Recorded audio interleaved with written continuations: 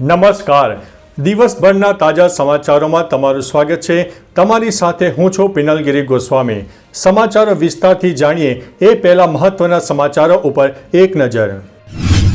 નમસ્કાર મિત્રો, મહત્વની હેડલાઇન્સ ઉપર નજર નાખીએ તો IPLમાં પંજાબ કિંગ્સ જીતી ગયું છે. ત્યારે વાત થશે યુદ્ધને લઈને નવો વળાંક આવ્યો છે. વાત છે રશિયા યુક્રેન યુદ્ધની. ત્યારે વાત થશે આ કંપનીને 5,144 કરોડની નોટિસ આપવામાં આવી છે. વહેલી સવારે ભૂકંપના આંચકા આવ્યા હતા. વાત છે ચીનની. ત્યારે વાત થશે અમદાવાદ સૌથી ગરમ શહેર રહ્યું હતું. હવે વધશે ઇઝરાયલ અને અમેરિકાનું ટેન્શન. ત્યારે વાત થશે તેરા તુચકો અર્પણ હેઠળ 2.07 કરોડથી વધુ રકમ પરત કરાયા છે. ત્યારે વાત થશે ICC મહિલા one day international world cup આ તારીખથી શરૂ થઈ શકે છે. ત્યારે વાત થશે આ કામો 31 માર્ચ સુધીમાં ચોક્કસથી પૂરા કરી લેજો, નહીં તો નુકસાની થશે. આગળ વાત થશે અમરેલીની ઘટના પર શિક્ષણ મંત્રીનું મોટું નિવેદન સામે આવ્યું છે. વધુ એક સ્વામી હદ પાર કરી છે.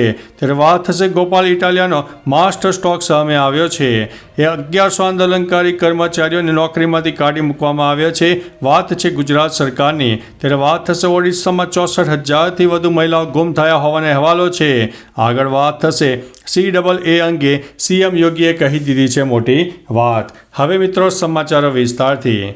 એક મીડિયાએ આપેલા ઇન્ટરવ્યૂમાં યુપીના CM યોગીએ નાગરિકતા સુધારા કાયદા એટલે કે CAA અંગે કહ્યું છે કે જે લોકો ઇસ્લામ જોખમમાં હોવાની વાત કરી રહ્યા છે તેમણે અહીં પણ હિન્દુઓનો વિરોધ કર્યો હતો. જરા વિચારો, જો તેઓ ભારતમાં હિન્દુઓનો વિરોધ કરી રહ્યા છે તો પાકિસ્તાન અને બાંગ્લાદેશમાં હિન્દુઓની શું હાલત હશે? આપણે તેમની માનસિકતાનો અંદાજ લગાવી શકીએ છીએ કે હિન્દુઓ પ્રત્યેની તેમની નફરત કેટલી ખતરનાક છે. મિત્રો, અન્ય મહત્વના સમાચારની વાત કરીએ તો ઓડિશામાં 64,000થી વધુ મહિલાઓ ગુમમાં. ઓડિશા વિધાનસભાના અધ્યક્ષ સુરમા પાડીએ કોંગ્રેસના 12 MLAને અનુશાસનહીનતા, અધ્યક્ષનો અનાદર અને નિયમોનું ઉલ્લંઘન કરવા બદલ સસ્પેન્ડ કર્યા છે. આ સસ્પેન્શન પર ઓડિશાના કોંગ્રેસના પ્રભારી અજય કુમાર લલ્લુએ કહ્યું છે કે દેશમાંથી મહિલાઓની સુરક્ષા વિશે વાત કરવી ક્યારથી ગુનો બની ગઈ. ઓડિશામાં 64,000થી વધુ મહિલાઓ ગુમ છે. જો ચૂંટાયેલા MLA જવાબ માગે તો સરકાર શેનાથી ડરે છે? મિત્રો, અન્ય મહત્વના સમાચારની વાત કરીએ તો 1100 આંદોલનકારી કર્મચારીઓને નોકરીમાંથી કાઢી મૂક્યા. ગુજરાત સરકારે 1100 આંદોલનકારી કર્મચારીઓને નોકરીમાંથી કાઢી મૂક્યા છે. 4,000થી વધુ કર્મચારીઓ સામે ચાર્જશીટ અને ખાતાકીય તપાસ શરૂ કરી છે. કેમ કે છેલ્લા 10 દિવસોથી પંચાયતના આરોગ્ય કર્મીઓ ગાંધીનગરની સત્યાગ્રહ છાવણી ખાતે ધરણા લઈને બેઠા છે. તેઓ પડતર માગણીઓને લઈને આંદોલન કરી રહ્યા છે, જેને લઈને અત્યાર સુધીમાં 10,000થી વધુ કર્મચારીઓને નોટિસ પણ મળી ગઈ છે. મિત્રો, અન્ય મહત્વના સમાચારની વાત કરીએ તો ગોપાલ ઇટાલિયાનો માસ્ટર સ્ટ્રોક. વિસાવદર વિધાનસભાની બેઠક પર પેટા ચૂંટણી થવાની છે, જેમાં ગોપાલ ઇટાલિયા આપના ઉમેદવાર છે. આ બેઠક જીતવા ઇટાલિયા તૈયાર થઈ ગયા છે.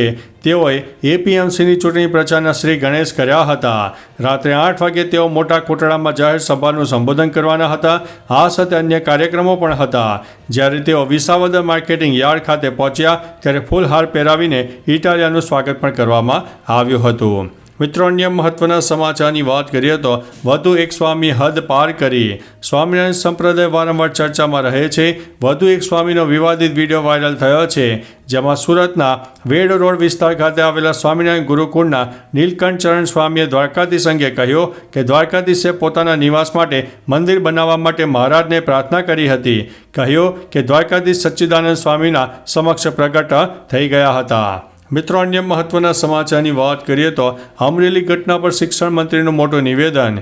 અમરેલી ઘટના અંગે શિક્ષણ મંત્રી પ્રફુલભાઈ પાનસેરિયાએ કહ્યું છે કે બાળકો સામે ચેલેન્જ આપી હતી, જાતે જ એકબીજાને ચેલેન્જ આપી હતી. આપણા માટે ગંભીર બાબત છે. સાંજ સુધીમાં રિપોર્ટ મળશે. ડેન્જરસ ગેમ રવાડે બાળકો ચડ્યા હતા. હારી જાય તો નુકસાન કરતા હતા. આ ઘટનાને એક કેસ સ્ટડી તરીકે લેવાશે. વિડીયો ગેમ પર શું કરવો તે વિચાર કરી લેવો જોઈએ. મિત્રો, અન્ય મહત્વના સમાચારની વાત કરીએ તો આ કામો 31 માર્ચ સુધીમાં પૂરા કરી દેજો. મહિલા સન્માન મચાન પ્રમાણપત્ર યોજનામાં નાણાંનું રોકાણ કરી દો. આ યોજના 1 એપ્રિલથી બંધ થઈ રહી છે. સુકન્યા સમૃદ્ધિ યોજનામાં પૈસામાં રોકાણ કરો. જો 4 વ્હીલર ખરીદવું હોય તો 31 માર્ચ પહેલાં ખરીદો, નહીં તો 4% મોંઘું થઈ જશે. UPI માટે ઇનએક્ટિવ મોબાઈલ નંબરને એક્ટિવ કરાવો. 31 માર્ચ સુધીમાં અમૃત કલશ અને અમૃત વૃષ્ટિમાં રોકાણ કરવાની તક છે.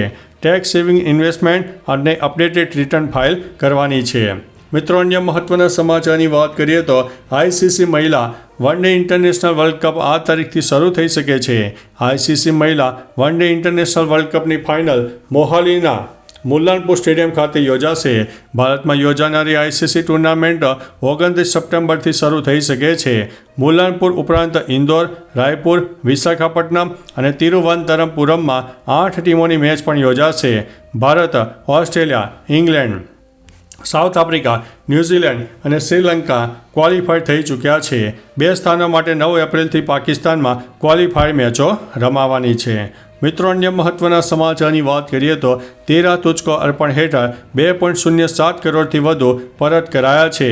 ગુજરાત પોલીસે ગૃહ રાજ્યમંત્રી હર્ષ સંઘવીના માર્ગદર્શન હેઠળ તેરા તુજકો અર્પણ કાર્યક્રમ ચલાવે છે, જેમાં ગૃહ રાજ્યમંત્રીના હસ્તે સાયબર ફ્રોડમાં લોકોએ ગુમાવેલા 2.07 કરોડથી વધુ રૂપિયા મૂળ માલિકને પરત કરવામાં આવ્યા છે.